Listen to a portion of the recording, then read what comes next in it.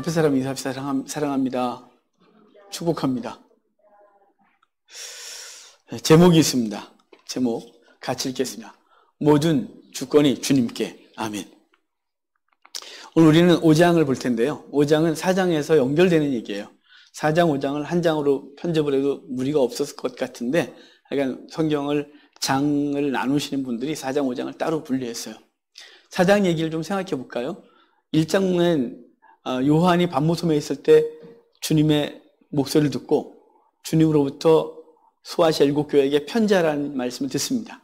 그리고 그 주님은 교회 안에 거하시며 교회 성도들을 당신의 오른손으로 붙들어 주시는 분이다 라는 말씀을 하셨어요. 그리고 2장 3장에 7교회를 향하여 서버두 사빌라 7교회를 향하여 이겨라 라고 말씀하셨어요. 그리고 이기는 자가 받을 영광에 대해서 약속을 해주시고 4장에 오면 그 이기는 자가 받을 영광이 무엇인지를 보여주기를 올라오라. 그래서 보좌로 올려요. 그래서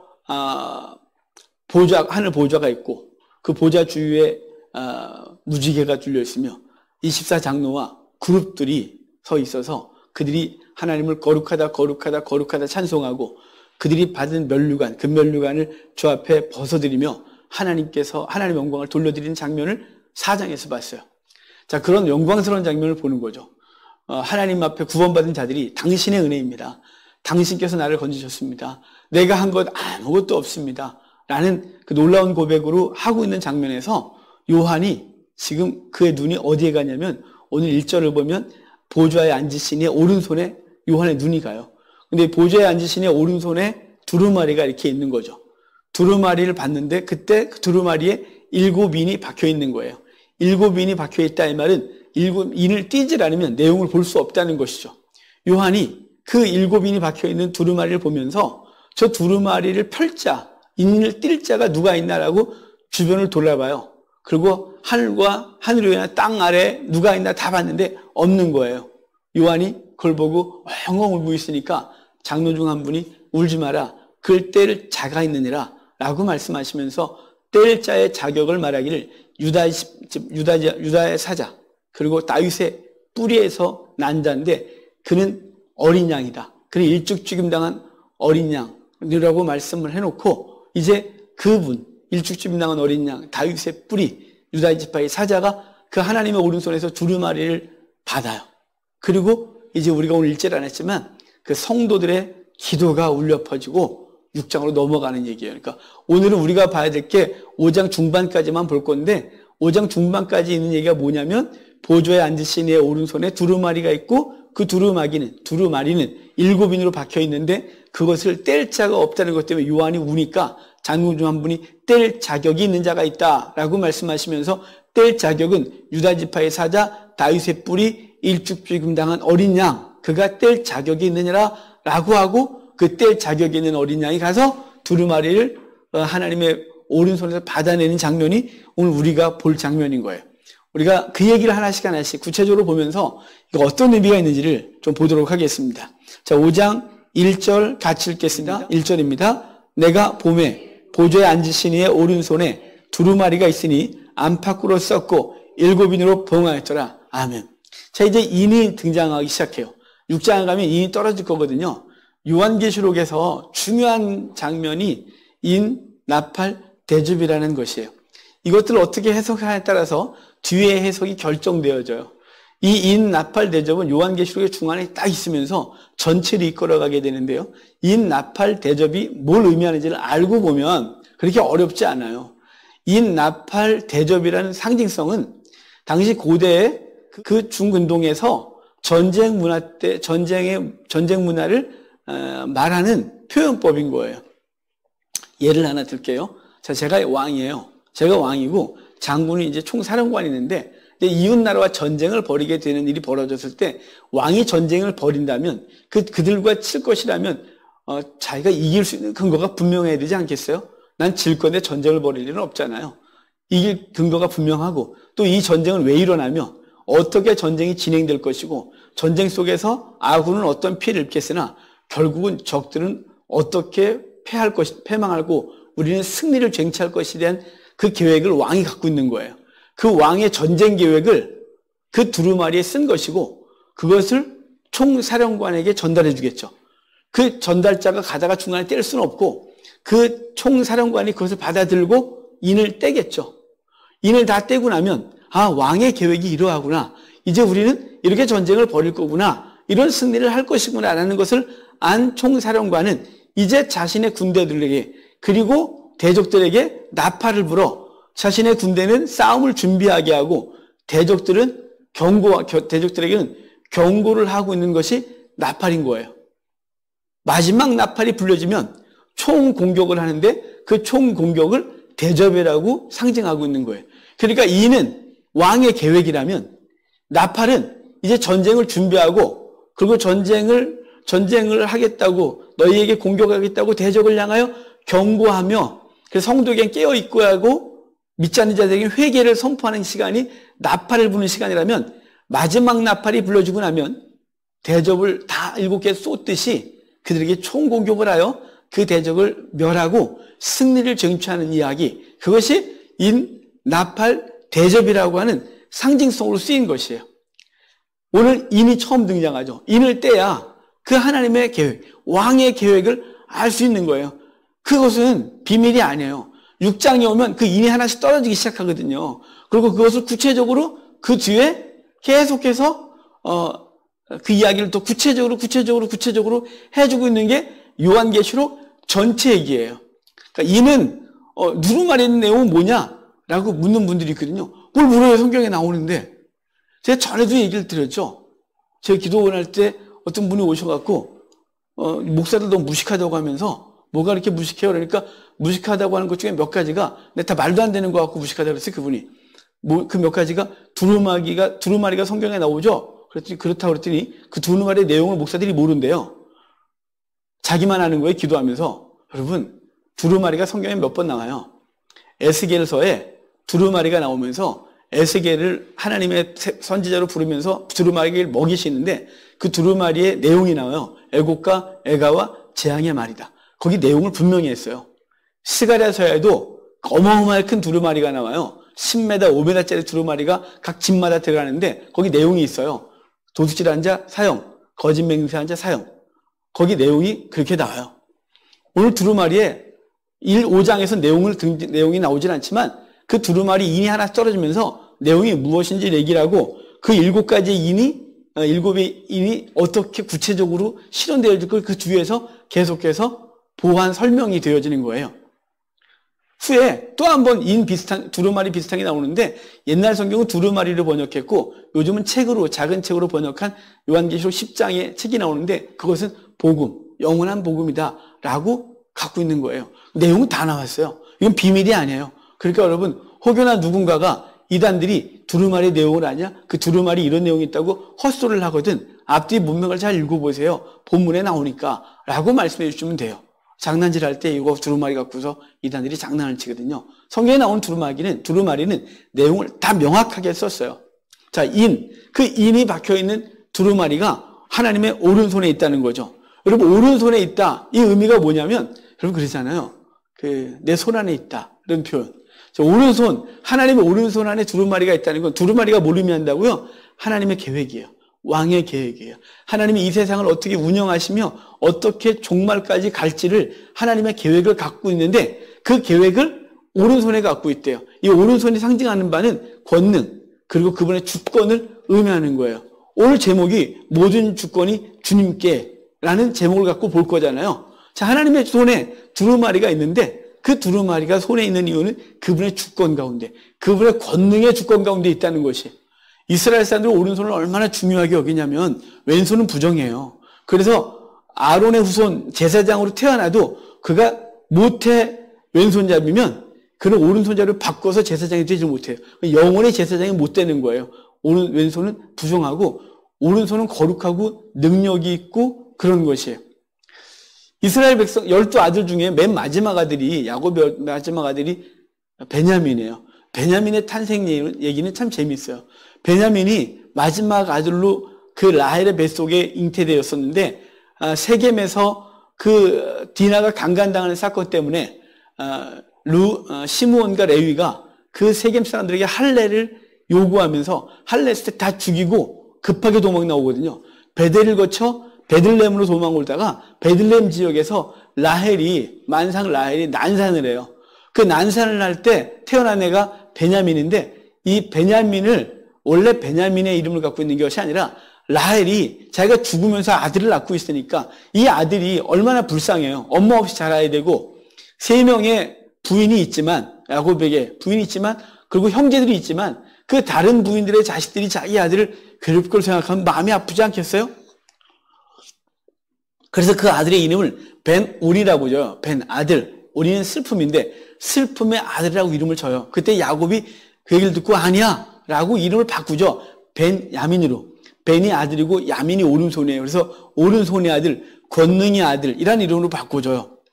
주님께서 우리를 그렇게 붙들어줬단 말이에요. 이사야서 41장 10절에 두려워 말라 놀라지 말라 나는 내 하나님의 대민이라 내가 의로운 오른손으로 너를 붙들어주리라 라는 말씀이 있어요. 마찬가지로 우리 1장에서도 하나님께서 7교회 7촛대 사이에 거하시며 그 오른손으로 7별을 붙들었더라 이렇게 했잖아요. 그 오른손이 갖고 있는 의미가 권능이에요. 그리고 그분의 주권 가운데 있는 거죠. 두루마리가 그분의 오른손에 있다는 건 그분의 권능 가운데 주권을 행사하고 있는 것이에요. 이 세상 모든 것은 그분의 주권 가운데 움직이고 있다고 하는 것을 말하는 게 그분의 오른손에 두루마리가 있다라고 말하는 거죠. 여러분, 하나님의 주권을 인정하십시오. 하나님의 주권을 인정하면 그 인정하는 것이 기분 나쁜 게 아니고요. 주권을 인정할 때 평강이 와요. 진짜 평강이 와요. 왜냐하면 이 세상 모든 일이 그의 주권 가운데 있다. 내 삶은 그의 주권 가운데 있다. 이 민족이 그의 주권 가운데 있다. 한국교회가 그의 주권 가운데 있다. 라는 걸 생각하면 오늘 벌어지는 사건들이 마음 아프고 힘이 들지만 하나님은 그분의 주권 가운데 우리 개인의 삶을, 우리의 가정을, 우리 교회를, 한국교회를, 민족을, 열방을 그분의 가장 선하신 방법으로 이끌어가고 있다는 이것이 우리를 평강 가운데 있게 하는 거예요. 그러니까 그분의 주권을 인정하는 만큼 평강이 찾아와요.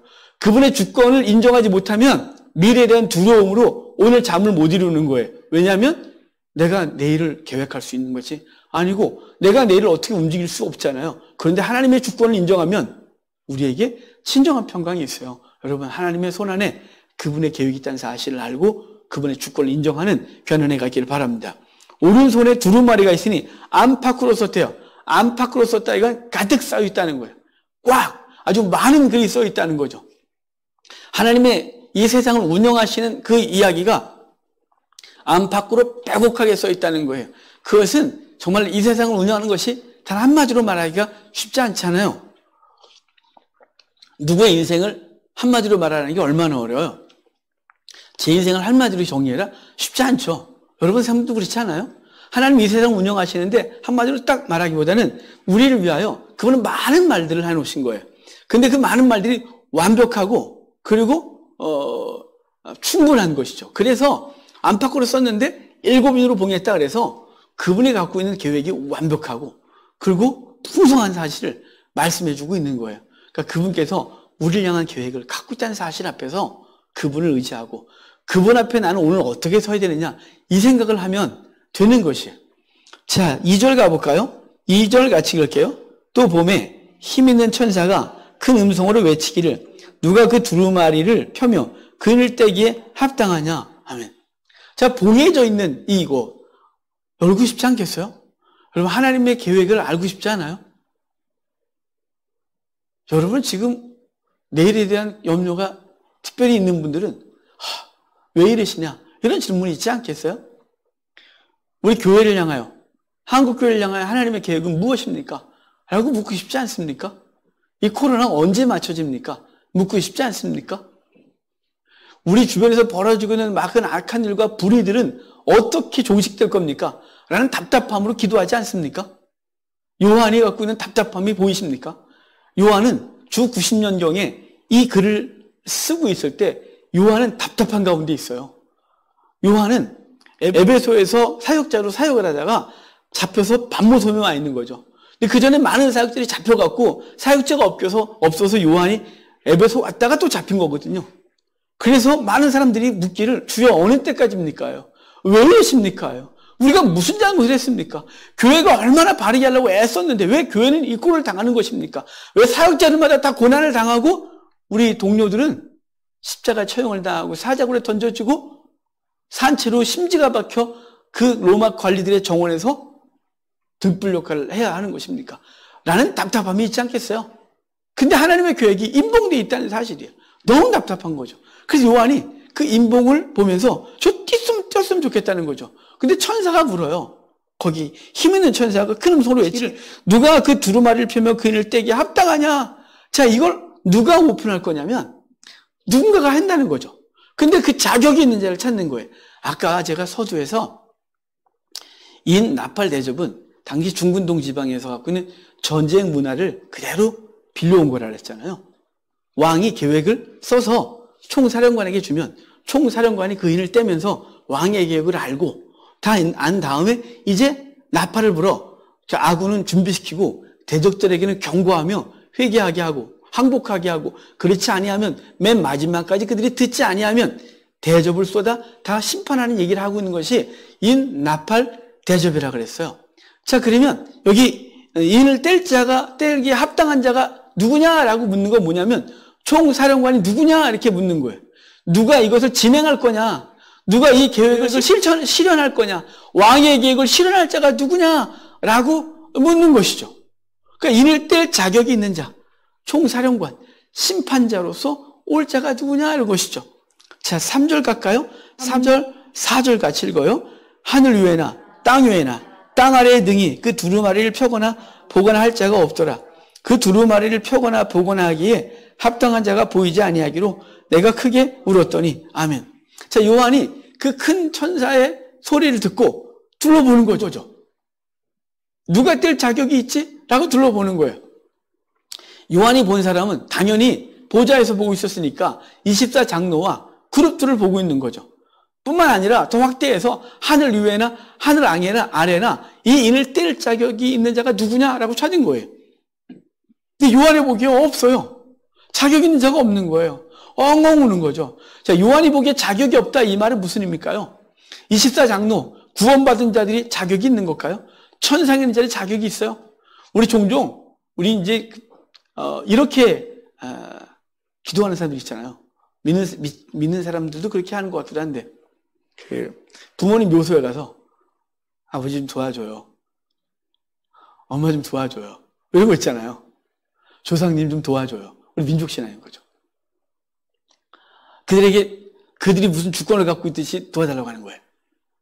신에게 가서 그래요. 이 땅에 신이라고 일컬어지는 많은 것들 앞에 가서 주권을 부탁해요. 당신이 뭔가를 좀 도와달라고. 당신이 뭔가를 운영해달라고. 천사들이요? 천사들이 심부름꾼일 뿐 그의 주권을 갖고 있질 않아요. 하늘 위에나 하늘 아래나 땅 아래나 아무 데도 없더래요. 이 세상의 주권자가 당신이 모든 걸 감당하는 거, 다 움직이는 것 같아요. 사람들은 이강시대라 그래서 미국인이 중국인이 이것들이 세계를 움직일 것 같이 움직여요. 하지만 여러분, 하나님이 허락하지만 없으면 그 어느 누구도 주권자가 아니에요. 우리 작게는 직장에서 상사가 우리의 목숨줄 잡고 있는 것 같아요. 그가 주권자 같아요. 여러분, 말하는 거예요. 인을 뗄 자가 누구냐? 인을 떼다 이 말은 인을 떼서 세상을 운영할 자가 누구냐? 그것을 하나님의 뜻을 준행할 자가 누구냐? 그분이 심판하시고 구원하고 복주고 그리고 등등 하는 이 모든 것들을 주관할 자가 누구냐? 땅 아래 하늘 위에 아무도 없더라는 거예요. 그러니까 요한이 우는 거죠. 답답한 거예요. 누가 좀 도왔으면 좋겠는데 누가 이 답답한 문제를 해결해 줬으면 좋겠는데 요한이 보이지 않으니까 엉엉 울어요. 요한이 이걸 떼야 왜 우냐면 그 떼야 지금 하나님의 계획을 좀 알겠고 지금 죽어나가고 있는 성도들이 언제까지 되는지를 알겠고 그리고 박해하는 자들이 어떻게 심판을 받을지 알고 싶은데 박해하는 자들은 점점점 힘이 세지고 그에는 힘을 잃어가고 아무리 무릎 꿇어 기도해도 하나님의 응답이 없는 것 같으니 답답함에서 요한은 그 응답을 간절히 기다리고 있는 거죠. 우리도 그렇잖아요. 하나님 왜 이런 일이 벌어집니까? 왜 이렇습니까? 라고 묻는데 답이 있나요? 아브라함이 하나님 앞에 부름을 받았는데 그는 왜 고난을 계속 당합니까? 2번이나 아내를 팔아야 되는 이 부끄러움을 당하고 조카 롯 때문에 그 메소포타미아 연합군과 전쟁을 벌여야 되고 두려움 때문에 잠을 못 이루고 그리고 아들 주시고 나서도 한참 이제 그 아들이 사람 구실할 때 그 아들을 모리아산에서 바치라고 하는 말도 안 되는 요구를 듣는 아브라함 입장에서는 왜 그렇습니까? 묻고 싶겠죠.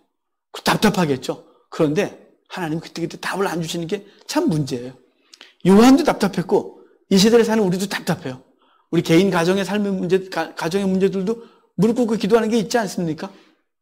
성도들과 기도하다가 저도 되게 답답해요.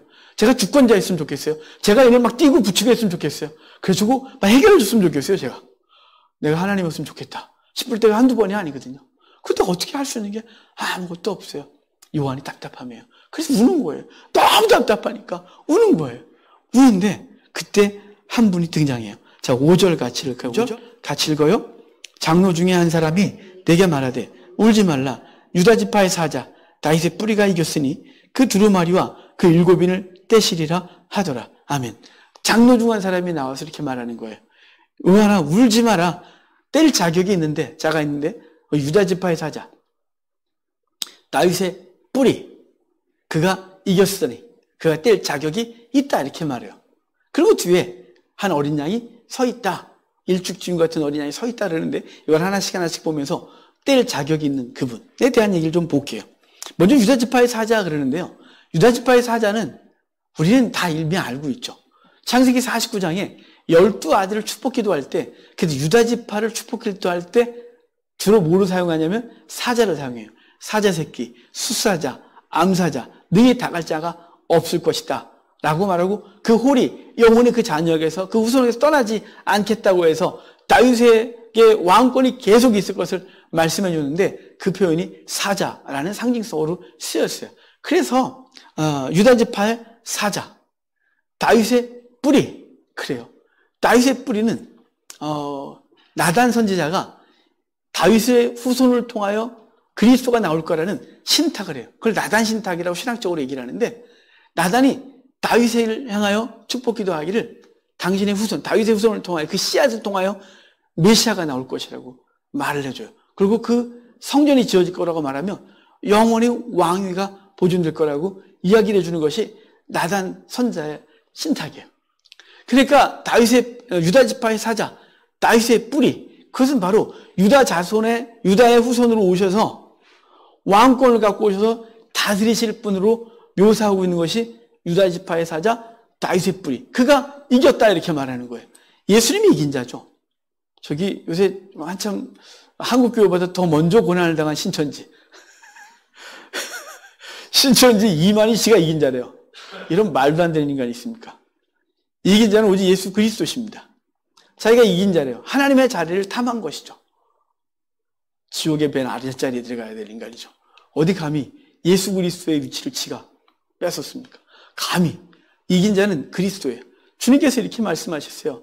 예수님께서 제자들과 함께 이제 최후의 만찬을 하시고 겟세마네 동산으로 가시다가 노중에서 다시 제자들에게 성령에 대해서 얘기를 하시면서 16장 맨 마지막 절에 너희는 담대하라, 내가 세상을 이겼노라 라고 말씀하셔서 당신이 이겼다고 말하는 거예요.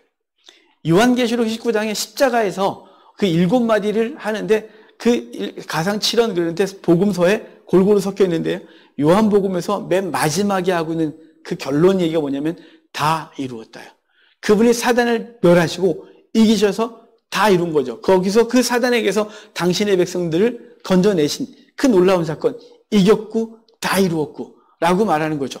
주님께서는 바로 이기신 분이에요. 그러니까 유다 지파의 사자, 다윗의 뿌리, 그가 이겼으니 그가 뗄 자격이 있느니라. 그가 만약에 패했다면 뗄 자격이 없는 것이죠. 그가 만약에 능력이 없으면 뗄 자격이 없는 거죠. 왜냐하면 그가 뗐다가는, 그가 총사령관으로 나갔다는, 우리 다 죽일 거니까. 근데 그분이 항상 승리하신 분, 전능하신 분이기 때문에 뗄 자격이 있는 거예요. 그분이 유다 지파의 사자이기 때문에 움켜쥐면 그걸 감당할 자가 아무도 없는 사자와 같은 강력한 통치, 그분이 이기셨다. 그래서 뗄 자격이 있다. 이렇게 말하는데요. 이게 6절이 사실은 가장 중요해요. 6절 같이 읽어요. 내가 또 보니 보좌에 내 생물과 장로들 사이에 한 어린 양이 서 있는데 일죽이 죽임을 당한 것 같더라. 그에게 7뿔과 7눈이 있으니 이 눈들은 온 땅에 보내심을 받은 하나님의 7영이라. 아멘. 그 내가 보니 보좌와 내 생물과 장로들 사이에 한 어린 양이 서 있더래요. 한 어린 양이 서 있다. 지금 아까 5절에 있었던 얘기를 다시 뭘로 표현하냐면 아까는 유다지파의 사자 다윗의 뿔이 그가 이겼다. 그래놓고 딱 보니까 그 장로들과 그룹들 사이에 예수 그리스도가 서 계신데 그분을 뭐라고 표현하냐면 일찍 죽임당한 어린 양 같더라 그래요. 일찍 죽임당한 어린 양 같더라 이 말은 그분이 어린 예수 그리스도신데 어린 양으로서 이 땅 가운데 묘사됐고 그리고 그는 어린 양으로 죽었거든요. 그리고 그는 살아났어요. 그래서 지금 그 보좌에 계신 것이 그래서 그 성도들과 함께 그 보좌에 같이 계신 것이 그러니까 예수 그리스도를 어린 양이라 그러는 거죠. 여러분 어린 양으로 표현한 건 우리를 구원하시고 승리하신 것은 사자로서 이긴 것이 아니라 그분은 어린 양의 죽음을 통해서 이기셨어요. 6월절 어린 양을 통하여 이스라엘 백성들을 건지신 것처럼 똑같은 기간에 신약시대에 주께서 6월절을 어린 양으로 죽으셔서 그 당신을 믿는 백성들을 살리셨어요. 그래서 어린 양으로서 우리를 구원하신 거죠. 앞으로 예수님을 묘사하는데 사자라는 표현이 없어요. 앞으로. 라이온 없는 거예요. 이제 뭐가 있냐면 어린 양이 있는 거예요. 어린 양, 어린 양, 어린 양, 어린 양, 어린 양이 끝까지 가는 거예요. 어린 양의 승리라는 표현을 쓸 것이에요. 어린 양으로서 이겼다 이 말은 그분이 우리를 대신하여 속죄제물 되어 죽으심으로 우리의 죄를 대신하여 죽으심으로 우리에게 생명을 주셨기 때문에 그분의 승리는 어디서 오냐면 그분의 죽음을 통해서 오는 거예요. 되게 말이 안 되죠. 세상의 승리는 내가 살고 네 죽어야 내가 이겨요. 근데 예수님의 승리는 당신이 우리를 대신하여 죽으심으로 우리에게 생명을 주는 승리를 주신 거죠. 그래서 그분이 일찍 죽임당한 어린 양이라고 말하는 거예요. 사복음서 중에 유일하게 요한만 예수님을 어린 양이라고 말해요. 세례 요한이 예수님 지나가실 때 이렇게 말했잖아요. 보라 세상 죄를 지고 가는 하나님의 어린 양이다 라고 말씀하셔서 그분이 우리의 죄를 지고 죽으셔서 승리를 줬다고 이야기를 하고 있는 것입니다. 그러면서 하는 말이 뭐냐면 그 어린 양에게 누가 함께하고 있냐면 거기 여러분 잘 보면 일찍 죽임당한 것 같더라. 그에게 7뿔과 7눈이 있으니 이 눈들은 온 땅에 보내시는 받은 하나님의 7영이라. 그게 뭐가 있어요? 7뿔, 7눈, 7영 그래요. 예수님께 있는 게 뭐냐면 7뿔, 7눈, 7영이에요. 이것을 이렇게 3번 반복한 이유가 있어요. 7뿔은 권능을 상징하여 힘이에요. 7눈과 7영은 그분의 감찰하신 그분의 영이 함께 하시는 것인데 이걸 그냥 한마디로 편하게 얘기하면 예수님과 성령께서 함께하고 계신 거예요. 그분이 세례를 받으시면서 성령이 임하시고 그 성령이 임한 상태에서 우리의 3년 반의 사역을 하세요. 그분이 죽으시기 전에 우리에게 그분의 영을 약속하셨고 승천하시고 나서 성령을 우리 가운데 보내주셨어요. 그래서 그분이 우리와 함께 하시는데 뭐로 함께 하시냐면 그분의 영으로 함께 하시는 거예요. 그래서 성령을 그분과 함께하고 있는 존재로 이야기를 하고 있는 것이죠. 그러니까 우리에게 승리를 준 존재, 우리의 총사령관은 예수 그리스도인 거예요. 근데 그분이 뭘 한다고요? 하나님의 오른손에 있는 두루마리를 뗄 자격이 있다. 그래서 거기 보면 7절에 같이 읽을까요?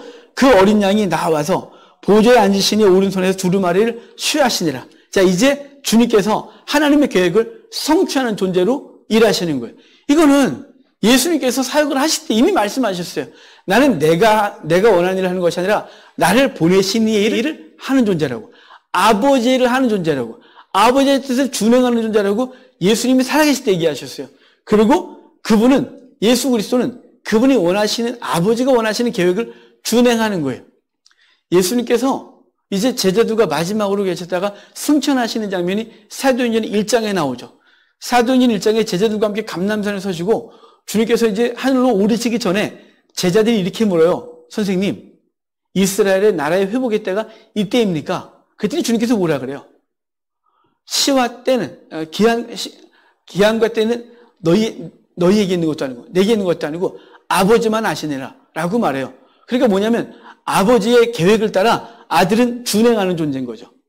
아버지가 이제 결혼식이야 그러면 이제 어린 양의 신부와 결혼하러 오시는 거죠. 그분이 아버지의 때를 정하셨고 아버지의 계획 가운데 아들은 준행하는 거예요. 그래서 아버지의 계획을 아들이 받았어요. 그래서 이제 아들은 그것을 떼면서 그것을 준행하시게 될 것이에요. 세상을 주관하시는 분, 그분은 주님이세요. 모든 주권이 주님께라는 제목을 오늘 기억하셔야 돼요. 아까 서두에도 말씀드렸듯이 그분의 주권을 인정하는 만큼 평강이 찾아오게 되어 있어요. 왜냐하면 우리는 미래에 대해서 우리 스스로가 어떤 것도 결정할 수 있는 존재가 아니기 때문에 미래에 대해서 항상 두려운 거예요. 지금 많은 걸 갖고 있는 사람도 이 다음에 1, 2년 후에 이것이 보존될지 안 될지 몰라서 두려운 거예요. 오늘 건강한 사람도 내일 내 건강이 어떻게 될지 몰라서 갑자기 뭔가 약간 건강 이상 신호가 오면 덜컹 하는 거예요. 요즘 같은 경우는 머리가 띵하거나 콧물이 알려면 불안해 죽겠어요. 코로나야? 이래갖고 제가 얼마나 무서운 줄 아세요? 건강을 잃을까 두려운 게 아니고요. 한림교회가 뉴스에 나올까 너무 무서운 거예요. 건강 가릴까 봐. 여러분 저는 누구도 안 만나요 요새. 정말 저는 스스로 자가격리를 열심히 하고 있어요. 교회하고 집 외에는 가질 않아요. 갈 때 있어요. 마트는 심부름 가야 되니까 시장도 봐야 되니까. 하지만 아무데나 안 움직여요. 왜냐하면 제가 잘못되면 우리 교회가 오해를 사고 그 비난에 그걸 받는 게 너무 싫어서 철저히 격리해요. 하나님 앞에서. 너무 무섭죠. 왜냐하면 미래가 우리의 것이 아니라서 때로는 건강에 대한 염려도, 재물에 대한 염려도, 사람과의 염려도, 내 자녀에 대한 염려도 다 끌어안고 사는 거예요. 그런데 그 모든 것들이 주께 있다라는 그분의 주권을 인정하는 순간 진짜 평강이 와요. 여러분 정말이에요. 하나님께 다 맡기십시오. 내가 할 바를 최선을 다해서 하나. 어차피 그럼에도 불구하고 미래는 내가 주관할 수 있는 게 아무것도 없어요. 오늘 벌어진 사건이 우리에게 갑자기 우리를 당황스럽게 하지만 그 모든 것을 합력하여 선을 이루시는 하나님의 주권에 맡기면 그분이 어떻게 인도하시에 대해서 우리는 평안할 수 있어요. 여러분, 그분의 주권을 인정하십시오. 그분의 오른손에 이 세상이 움직이고 그분의 오른손에서 우리의 삶이 움직인다는 사실을 기억하면 오늘 혹시나 어제 염려 때문에 잠을 못 이룬 것이 있다면 그걸 다 맡길 수 있어요. 정말 맡길 수 있어요. 사랑하신 자에게 잠을 준다고 했다는 건 무슨 뜻이냐면 그의 사랑하신 자, 그를 의지하는 자에게 평강을 주시겠다는 뜻이거든요. 여러분 주권을 인정하십시오. 한국교회 주권을 그분께 맡기십시오. 그렇다고 우리가 막 넓어져서 아무것도 안 해. 아니에요. 우리 최선을 다해야 되죠. 복음을 다시 회복하고 우리 성도답게 살아야겠죠. 우리 민족의 미래 주께 맡기십시오. 염려가 되죠. 너무 염려가 됩니다. 하지만 주께 맡기십시오. 이 강대국수 사이에서 힘 하나도 없는 이 작은 나라 미래가 걱정되죠. 하나님의 주권에 맡깁시다. 그러면 평강할 수 있습니다. 오늘 주제는 하나님의 오른손에 있는 두루마리, 하나님의 손에 모든 주권이 있음을 알고 그 주권을 인정하시고 그러면 우리는 무엇을 할지를 찾을 수 있어요. 주권을 인정하면 우리가 오늘 무엇을 했는지를 생각할 수 있고 깨달을 수 있어요. 그렇게 사는 귀한 은혜가 있기를 주의 이름으로 축복합니다.